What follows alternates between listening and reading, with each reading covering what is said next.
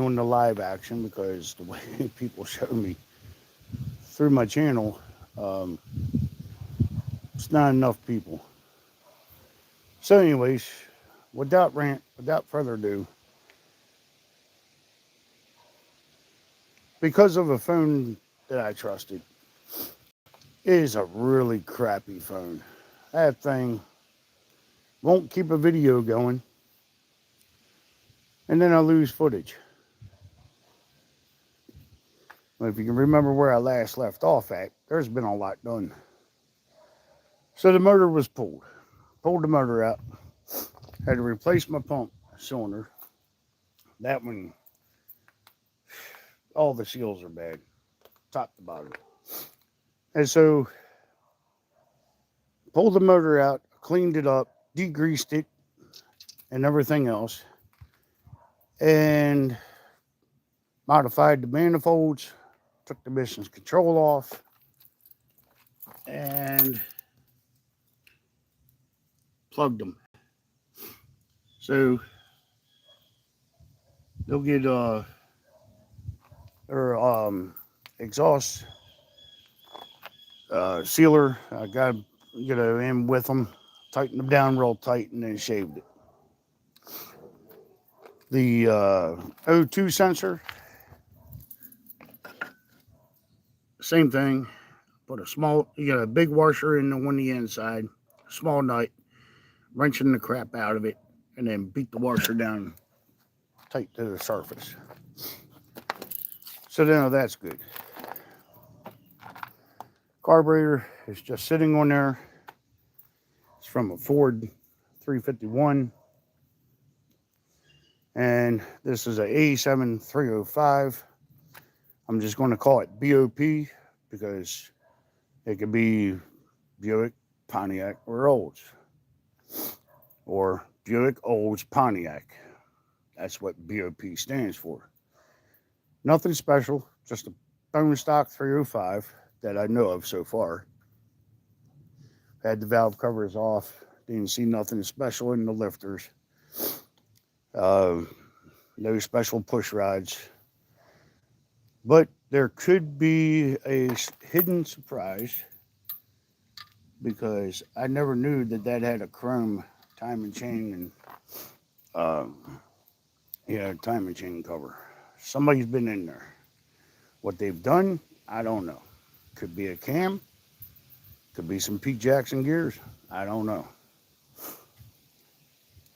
So, haven't heard it start yet. Right now, she's just sitting in there. I need to get.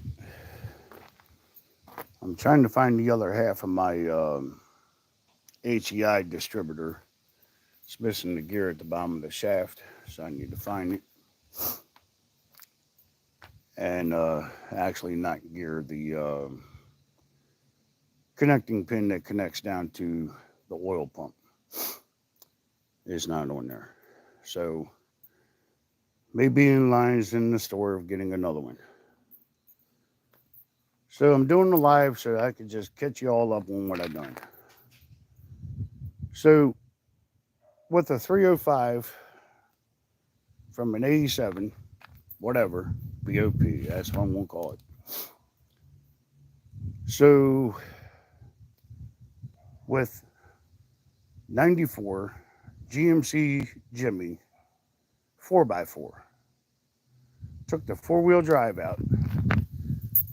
I cut the hub, not the hub, the transaxle. So I didn't have to take that wheel completely apart. So I spun the wheel and cut it. That released both of the transaxles. And then I went, holy hell, getting that four-wheel drive out of there. If anyone's ever done it, I feel sorry for you. If you ever done it with this vehicle fully assembled, because right in there is one of the bolts. It's a nut that's there, so this has got to come off. Then you got to go in and down, but you can't go down because it has to go up over a lip with a socket. So you got to use a short socket, 18 millimeter, to go in through there and down with some form of extension, swivel, whatever. But what I done is I took a 1/2 inch socket that was 18 millimeter that long, 1/2 inch drive with a breaker bar that only came to here with no extension, and put the bar right here up and rammed it down in there tight as I can get, and then put my hand on it and took an impact to the bolt on the outside. Then she zapped out. And so that's how I got that out of there. And then the bracket down there, once you get all the bolts out, you still have hell trying to get that 4-wheel drive to come up out of there, even after separating the case from this side to that side. You still had trouble getting that whole unit to jump up out of there. It's just not enough room. So I said, forget it. I cut the bracket off back there behind the motor, and then she came out. I don't need it. I think it'll be fine. It's plenty strong enough. So that's what I went through for that. As far as getting this motor in, this is all OEM except for the alternator. This is all original from the 87. That's original from the 94. Hoses are a little bit longer because I think the pump power steering was at here further. And the hoses, the hardware part of it, is bent differently. So I'm just going to keep the hoses longer. This hose goes into here. That's your low pressure line. And then this is your high pressure line. And that goes into here like that. But somebody cut it off. So I need to get another one of them so I can throw it down in there. And then the sensor, I'm just going to leave it unplugged and leave it like that. I don't care. It's fine. If I can't tell the difference if my power steering pulley is going dry by hearing the noise, by the time you get a warning light, it's already too late. You need to stop right there and then and put it in. So all of this is bone stock original except for that valve cover. That's an aftermarket chrome, but I painted them. And so it's got the emissions control. Then I'm going to have to make a block off plate, and then I'll paint it silver so it blends in with the manifold. Yeah, it's spray painted, okay? High heat temperature paint, so what? This is not, see how quick I can spend my money. This is, let's get this thing together. I'm tired of sitting here and nothing being done. So plenty of room for the exhaust. That's why I stayed with the manifolds that I have. Because this is getting a 1931 OEM body with a Franken body on the rear of it.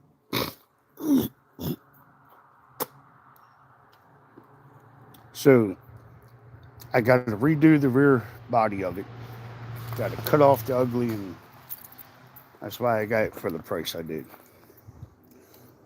Everything from behind both driver and passenger door forward, freaking awesome. I'd never seen one of those in that pristine condition with very minimal rust and no patchwork. Yes, she has some flaws, but it can be fixed. These are my fenders over here. They've been modified, of course. They were a lot fatter than what they were. So they're out here so I can do the mock-up process because we're getting close to putting that body onto here to see how it's going to go. I got a turbo 350 trans that's going on here. And the reason why I keep saying BOP is because I had the BOP transmission. 200 R4 Crap-O-Matic, okay? And that was lined up to take care of multiple vehicles. I hate those transmissions. Okay, everyone has their choice and discretion. That's fine. That's my preference. I don't like them. So I'm putting the turbo 350 in, which I've never had problems with. You can beat the shit out of them things and they keep going. It'll give me no issues. Being a young teenager, I had a turbo 350, and I tell you what, I unleashed everything on it. You just cannot destroy that transmission. So I got my exhaust sitting over there. They're all welded and mocked up to go into here. Which, being four-wheel drive, you don't have that option of true dual exhaust coming out and go this way because of this bracket right here. You can't take it out because it's part of the support in between the two halves of the frame. At manufacturer, this is what dictated what kind of vehicle it was going to be. It was going to be the extended cab pickup, standard short bed pickup, or if it was going to be the two-door Blazer, or whatever, four-seater, whatever you want to call it, okay? And so your front seats would sit like right about here, then your rear seats would sit right about here, and then back there was your storage area, for whatever. So what I had to do is I had to rip this down the corner and then cut across here. I bent this downwards, and then I bent this flat, and then welded everything back together. I took the bracket out of here, and then I mounted it over there. So now we got a mirror image of what's here is over there. Then I took the cat converter brackets that went into that to hold the cat converter in place. I cut it in half, put one on one half, one on the other, and I welded it to pipe extenders and adapters. So now those will give me the option to be able to hook up my pipes, to run them down past the floor running board or footboard, whatever you want to call it, in front of the rear wheels and dump out in front of the before the back wheels. So it'll just come right out of there and come right out this way on both sides. Then I got to make a bracket, tie the two mufflers together back here, and make a hanger for it so they don't sag, flop, and bang and smack around. And then they'll be able to come out the side there. Then, when I did all my measurements, everything from the front door, the firewall, would be right in this area, clear all the way back, and landed me right in this area, right where the back seats would be. And then it would hump up. This will play a good role because it will tie right into the reinforcement bars that's in there. It will tie into that, give me plenty of trunk room. And then my body lands right here before the leaf spring hanger. And so in order to make it full, I have to add almost it landed right about here. Yep. So right about here, it's right where the fuel lines are. And I'm going to have to add almost 2.5 foot to the back of that body to fit with this to be able to use the leaf spring. It ain't going to look right on the 31 Model A. It ain't going to look right. So I ditched the idea of the leaf spring. The rear of that needs to be redone anyway. So I'm going to make it look more like it's supposed to, but it's going to be longer. That's fine.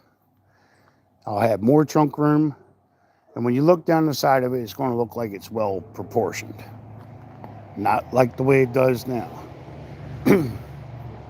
Right now, it looks like a snub-nosed penis wrinkle. So when it's done, she's going to be looking a lot better. Even though that I'm going with a mechanical fuel pump, I'm still going with the option of having an electric fuel pump.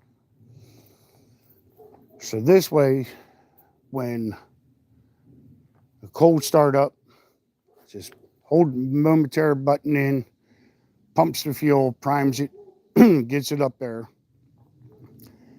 And then for startup, she'll fire right up, let off the button, and she'll stay running. She starts choking and wants to shut off. I hold in the fuel pump a little bit longer until she gets a steady flow of fuel.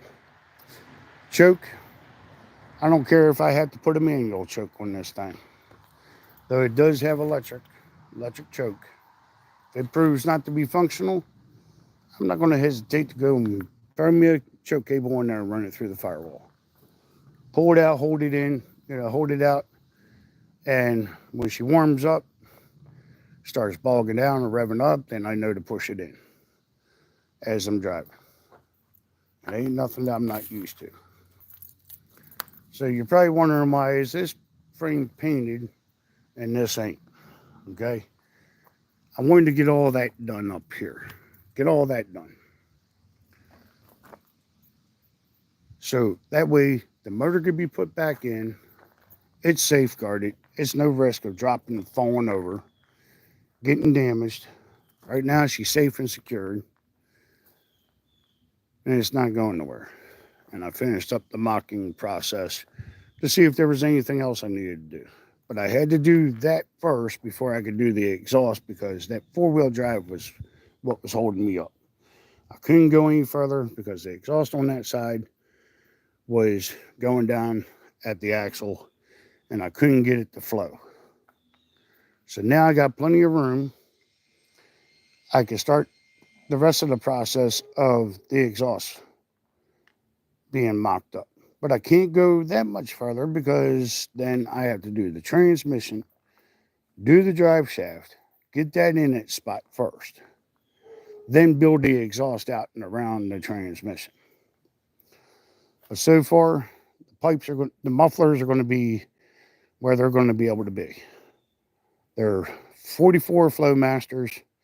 It's just for cosmetic because of how close it's going to be dropping out here. I want it to sound like it has a little something, at least. I'm hoping, and it's a far chance, I'm hoping it has a mild cam. But it could just have a little chrome kit. So it'd just be nice if it had a cam already in it. It's just somebody just didn't go with the lifters and rockers and all that. But it would be nice. And so I need to get the adapter spacer for the carburetor, for the intake. I want it to sit up just a little bit higher, a little bit more than this. And then it's going snorkel, just like my tea bucket over there. Which, not too far behind what you're seeing sitting up there. Some pearly little things there. That's my subfloor frame. So I'll be able to get started on that eventually. And then I'm going to get that building set up. Means all this is getting a little bit of money invested and things are starting to get a little more precious to me. Got me another one of them buildings right there. They're going to get set up right here. And this ladder rack is going to get turned into my little shed to put over top of my tea bucket to guarantee nothing happens to it. So it was my ATV table, homemade. And well, it was more in the way than what I was using it, so that's why it's set up like that. Now she's going to get repurposed. It's going to be a solid storage for my tea bucket. If you guys interested and want to watch that, hit the thumbs and likes on that and say hell yeah. So now my next goal would be, is before it gets too much colder out here, is to try to sand the rest of the frame and get a coat of paint on it to help protect it. And get rid of some of these hoses. And because we're not dealing with high pressure Anything above 4 or 5 pounds of pressure for a fuel pump for that, I'm just going to go to the cleanest spot on these uh, fuel lines and cut it off. And then I'm going to put gas rated fuel hose and run it the rest of the way. And I'm just going to pin it to the frame. So it's only going to get 4 to 5 pounds, so I don't have to worry about it. But somebody's already proven that they put hose clamps anyway on a high pressured fuel line for fuel injection, which was 45 to 50 pounds of pressure, regulated at 45 or 35, depending on what you're operating.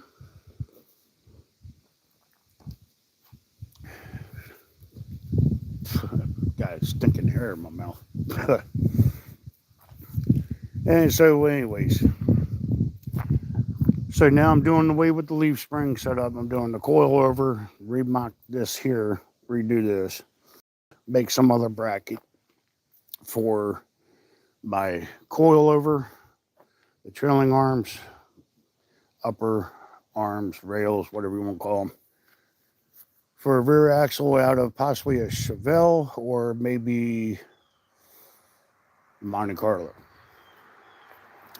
I have one sitting down the hill here, and it's going to eventually make its way up here.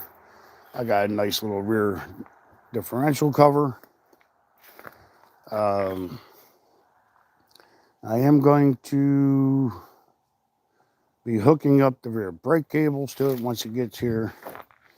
Get that in the mock-up process. Once I can get that in the general area, it's not getting welded. The body is going to get put onto here, but it's going to be a fun way of doing it. So that's where we're at. And it's a little too cold out here for me today to really do anything, but it's not going to get any warmer. So hopefully tomorrow I'll have a transmission up here, the drive shaft, the cross member, then I can figure out where that's going to go, obviously, because you had a transfer case with transmission that sat in here a different way than what's getting ready to be put in here. So I'm going to have to find a creative way to hook up the cross member without destroying the reinforcement of this area. So I may have to box it and then weld it back in once after that gets set in there. It's questionable. So that's going to be the cross member is going to be the main thing. The rear axle is going to be another main thing, unless I went pickup truck style. If I turn that into a pickup truck, then I don't have to worry about anything back here. Because right here is where the back of, right here would be where the back of the cab would be. And then right back here would be the small pickup bed. 4.5 bed. And then I can go with the leaf springs. But I really did not want a pickup truck Model A. I wanted the car version, which, I don't know, that's a buttload of work. That is seriously a buttload of work that I'm facing. I mean, with this, all I would have to do is just put a leaf spring in the rear axle, run the drive shaft, and it would just be this. And then just mount the bed.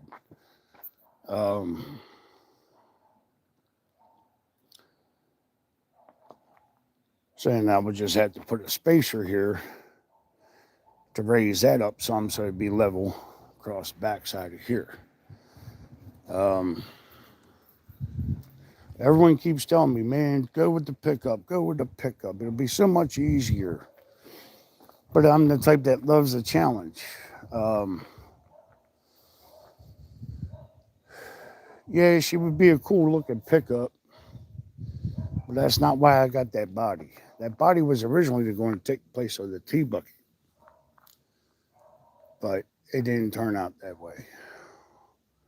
I liked the idea that I was getting this, the motor, and have a second street ride on my table. So I have two street rides. And of course, I'm getting rid of the ugly wheels. I'll go with a different set of wheels. But I am going to have to go with some pretty big fat slicks if I go with that rear of that body and those fenders. It'll look ridiculous with those wheels on it. So if I go with pickup truck style, then I'm going to have to go put a set of different hubs on these things because then we'll go 6 lug or 8 lug. Or then again, I can easily just go with 16-inch rims and 5 lug, whichever. So that's where I'm at with this. I hope you guys enjoyed the video. Want to give you guys something, a little update, what's going on here. Because I lost all the video footage because of a phone that I trusted to take videos with. It didn't work. So I figured just do it live, get it over with. So hope you guys enjoy. And as always, get out and do something every day. You'll be glad you did. Because you don't know how many more days you got left. Unfortunately for myself, I don't know how much longer my body's going to keep going. I got a weak heart valve. It's regurgitating.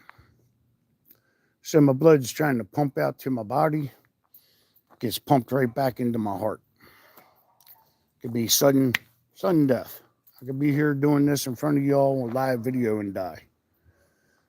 So I don't know how much longer I got to live. I have changed a lot of things in the way I'm eating.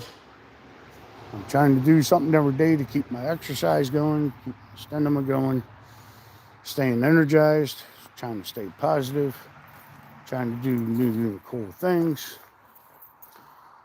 But your tomorrow is never promised to you. You never know. So do yourself a favor. Get out and do something every day. If man made it, don't eat it. That's my best advice to you.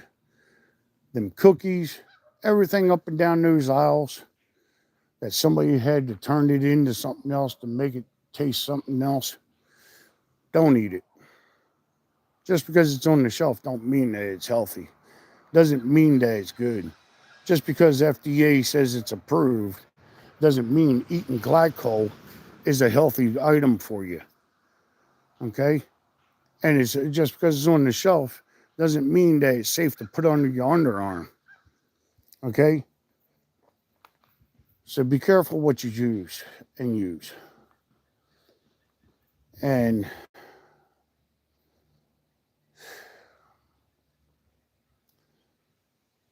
it's just stay positive. Keep your head out of the dirt. Keep going. Keep pushing. You'll be glad you did. I thank you all for watching. Please hit like and subscribe. Stay tuned for future videos. Hit subscribe if you want to see more videos so you can come back to my channel easier. And keep it real, guys. Get out there and do something every day. Thank you for watching. See y'all hopefully next time.